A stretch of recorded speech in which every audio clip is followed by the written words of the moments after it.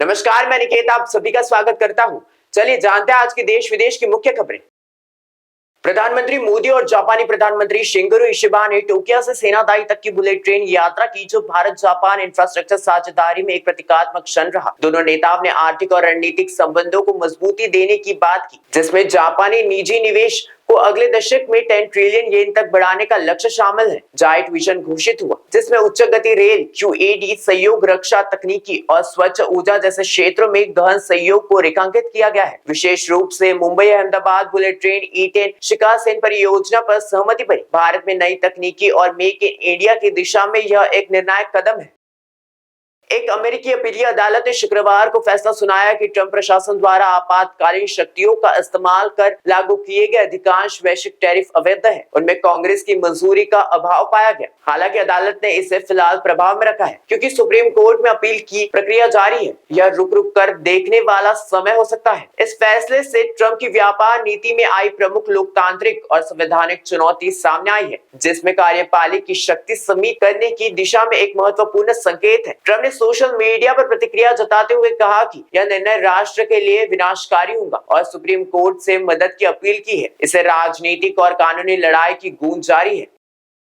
Kremlin द्वारा पुष्टि की गई कि रूस राष्ट्रपति व्लादिमीर पुतिन दिसंबर 2025 में भारत आएंगे और यह पहला फोन या सम्मेलन नहीं, बल्कि मोदी से उनकी मुलाकात का पहला अवसर होगा। यह दौर ऐसे समय में चिन्हित करता है कि जब भारत रूस संबंध नए रणनीतिक मुकाम पर है, खासकर अमेरिकी टैरिफ की चुनौतियों और अंतर्राष्ट्रीय दबाव के बीच। यात्रा के एजेंट में ऊर्जा, सुरक्षा, व्यापार, रक्षा सहयोग और भू राजनीतिक समन्वय शामिल होंगे, खासकर जब पश्चिमी प्रतिबंधों ने रूस और भारत को और करीब लाया है। यह यात्रा भारत रूस की विशेष और विशेषाधिकारी प्राप्त रणनीतिक साझेदारी को और मजबूत करने का संकेत है, जो बदलते वैश्विक समीकरणों में एक महत्वपूर्ण मोड़ साबित हो सकता है। उत्तराखंड के चमोल और रुद्रप्रयाग जिलों में आए भयंकर क्लाउड बर्स्ट और झमाझम बारिश ने जान माल को भारी क्षति पहुंचाई है। कम से कम 5 लोग मारे गए और कई अभी भी लापता है। उधर पंजाब में बाढ़ का संकेत लगातार बढ़ता जा रहा है। घाघर नदी खतरे के स्तर से ऊपर बह रही है और स्थानीय प्रशासन ने रेड अलर्ट जारी कर बचाव कार्य तेज कर दिए हैं। मुंबई में अचानक आई भारी बारिश की वजह से कई इलाकों में जल जमाव हुआ है। IMD ने कई क्षेत्र के लिए ऑरेंज अलर्ट जारी किया है। दिल्ली NCR में भी मूसलाधार बारिश ने तापमान में गिरावट और जल जमाव ला दिया है। IMD ने ऑरेंज अलर्ट जारी किया है और इंडिगो ने यात्रियों के लिए एडवाइजरी जारी की है।